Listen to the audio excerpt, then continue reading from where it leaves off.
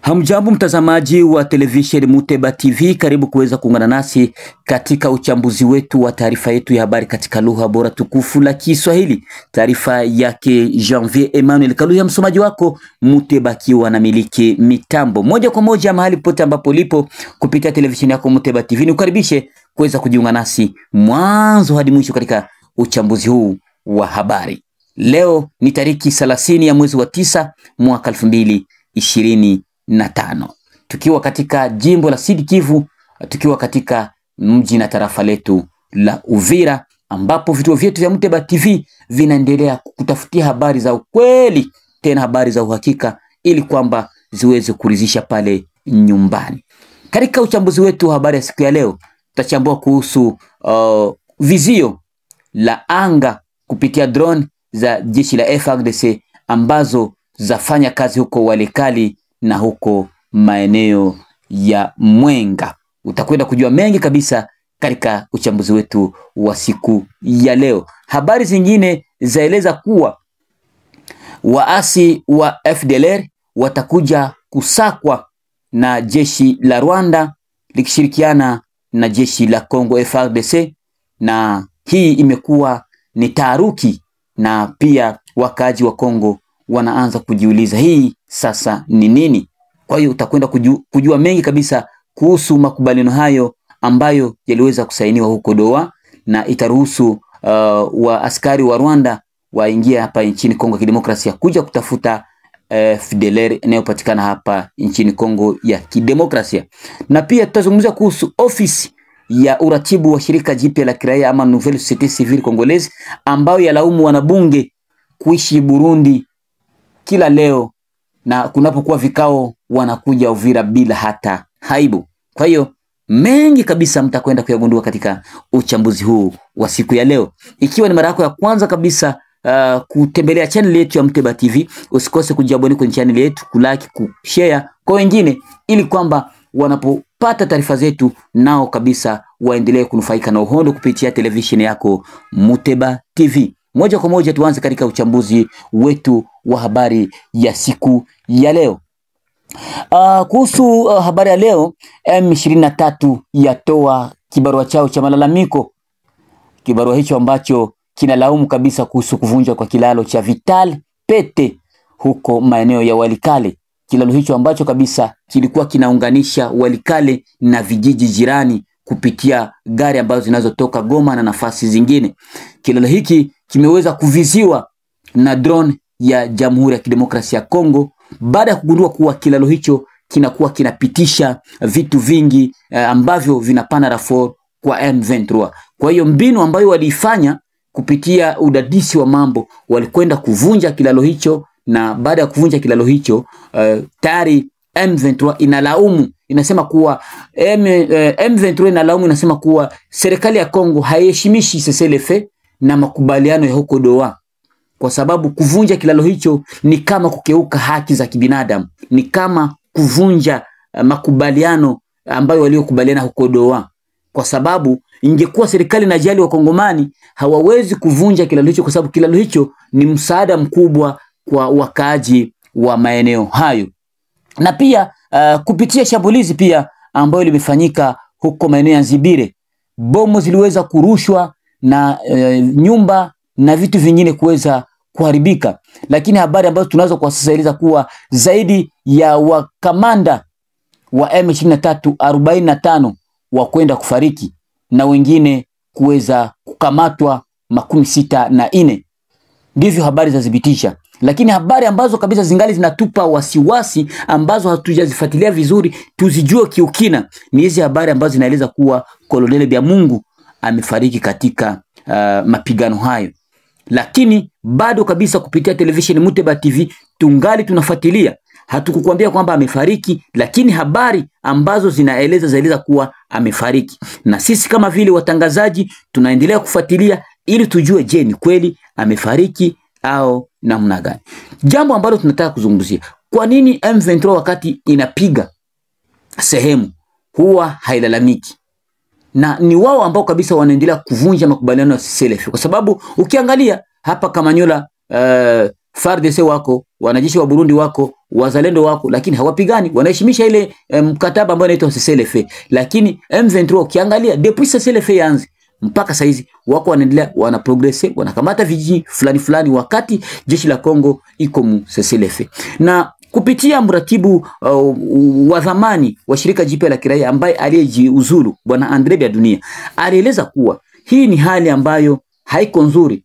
Jeshi la Kongo ile kuwa naenda kama ni kuchokonoa, wanapopiga nafasi wanarudia, wanapiga nafasi wanarudia. Hapana, wao wanajikaza, infanteri inaenda chini na pia drone ama ndege zinaenda juu, kwa sababu infanteri njo inakuwaga naomba msaada kwenye ndege ama kwenye mashambulizi za anga ya drone. Bwana, nafasi fulani tumepigana tukashindwa, tunaomba msaada wa ndege ije itubomolee hii kibambazi ambayo kiko hapa. Lakini wao wenyewe wakienda wanapiga wanarudi, wakipiga wanarudi, ni kama vile ni mchezo ambao wako wanaofanya. Habari hizo aliweza kuzungumza bwana Andre Biadunia. Kwa hiyo nini sasa mtizamo ya Wakongomani?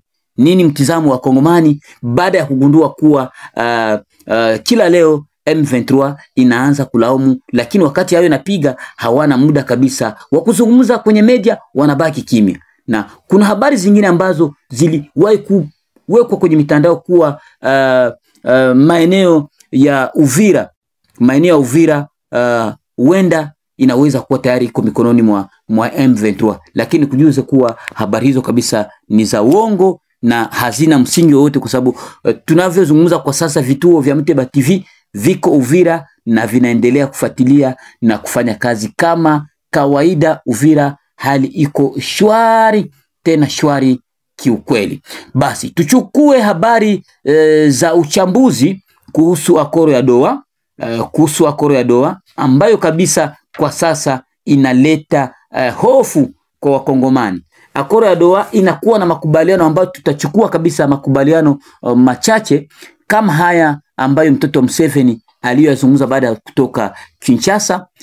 Tutajua kuwa mtoto Museveni aliweza kuzungumza kuwa FDLR inapatikana nchi ya kidemokrasia ya Kongo, na FDLR inasaidia jeshi la Kongo katika vita, jambo ambalo halikubaliki pamoja na wazalendo. Sasa kwa hiyo amesema kuwa ni lazima hii FDLR iweze kuja kupokonywa kupitia ile kibarua ama kupitia ile saini ambayo waliosaini huko Doha. Habari ambazo zilieleza kuwa ile makoro ya Rwanda na Kongo kukue ile ushirikiano mzuri, kukue ile collaboration mzuri, na kukue ile amani ya kudumu katika pande zote mbili. Walieleza kuwa Jamhuri ya Kidemokrasia ya Kongo kunapatikana zaidi ya FDLR 3000, na hii FDLR 3000 inaendelea kuyumbisha usalama wa Rwanda. Kwa hiyo mtoto wa Museveni alizungumza kuwa wanatakiwa kuja Kongo, waje kuungana na FARDC kupitia makubaliano ya Doha, na tayari imekubaliwa, waje waanze kuwasaka hao wa FDLR. Lakini ukiangalia kwa upande wa Jamhuri ya Kidemokrasia ya Kongo, wao walieleza kuwa wako na zaidi ya 1500 1500 solda ya FDLR ambao wako Kongo. Sasa wanajiuliza wako wapi? Ikiwa serikali ya Kongo inasema kwamba iko na hiyo 1500, wanajiuliza sasa wako wapi? Na wanazungumza kwamba hao wa FDLR nafasi watakuja wataitafutia nafasi ambapo M23 haiko. Naomba mnielewe vizuri na muelewe hii context ya kuhusu akoro ya Doha. Wanaonesha kuwa watakuja kuitafutia ambapo M23 haiko. Ukiangalia M23 haiko Luvungi, M23 haiko Mwenga, M23 haiko Bukavu, Goma na nafasi zingine. Sasa watakuja kutafutia nafasi ambapo M23 haiko. Tukipiga hesabu, wataanzia Luvungi, wataenda Mwenga, wanakuja Uvira mpaka Fizi. Sasa swala ni hii hapo, je, ndio kwenye FDLR ipo? Kwa sababu kiangalia vijana wazalendo wako hapa Uvira, kuanzia Luvungi kupanda milima yote mpaka huko maeneo ya Fizi, na hawana vitambulisho kuonesha kuwa hawa ni wazalendo. Je, hii makoro ambayo wanasaini, je, haitakuya kuwa sible kwa wazalendo? Hii makoro ambayo wanakubaliana, je, haitakuya kuwa ya kukamatisha wazalendo? Hiyo ni point d'interrogation ambao ni uchambuzi ambao sisi tunaendelea kufanya. Lakini wanasema kuwa kutakuwa na nchi ambazo zitafuatilia, huko Qatar, huko Union Africaine, huko na pei zingine mbili, yani ziko pei 4. hao ndio watakuwa na ile mlengo wa kufuatilia na kujua namna gani ile kutafutisha hao wahalifu itakavyoendelea. Hiyo ni jambo ambalo kabisa mpaka sasa inaanza sasa kutia oga katika wafanya siasa, inaanza kutia oga katika wakongomani, inaanza kutia oga katika wadadisi wa mambo ambao wanakuwa wanachunguza mambo. Je, hizi maakor haziwezi kuwa kabisa za kukuja kutuweka lock up, haziwezi kuwa za kukuja kutusakrifia wazi na tunaona. Hiyo ndio uchambuzi ambao tulikuwa nayo kabisa kupitia akor ya hapo Doha. Tuchambue kidogo kabisa kwa kumaliza, tuchambue habari kuhusu shirika jipya la kiraia. Shirika jipya la kiraia ama Nouvelle Société Civile kila leo inaendelea kulaumu na kulalama kuhusu wanabunge wa député provincial. Unajua kwamba tangu M23 ikamate pale Bukavu, ofisi ya mkoa iliweza kuhamia hapa Uvira. Wanabunge wote wanasiejea hapa Uvira, lakini cha kushangaza wote na gouvernement provincial wanaishi Burundi. Hawana muda wa kutembelea raia, kujua raia wana mateso gani, kujua raia wanasumbuka vipi, lakini wao wanakuja kwenye vikao wanarudia. Wanapomaliza vikao wanarudia Burundi. Sasa shirika la kiraia nasema hivi, je, hao watu hawaoni aibu? Pesa zote ambazo wanakuja kutora huku wanakwenda kuzimalizia Burundi, wanaongeza uchumi wa Burundi. Kwa nini wasio wanakamata hizo pesa watumikie hapa, waishi hapa? Wanaogopa Uvira hakuna vita, lakini wao wanapopata pesa wanakwenda Burundi. Kuna kikao ambacho kitafanyika leo. Yaani wadepite watakoblije watoke Burundi na magari waje kwa wingi, na wakimaliza vikao vyao wanarudi tena Burundi.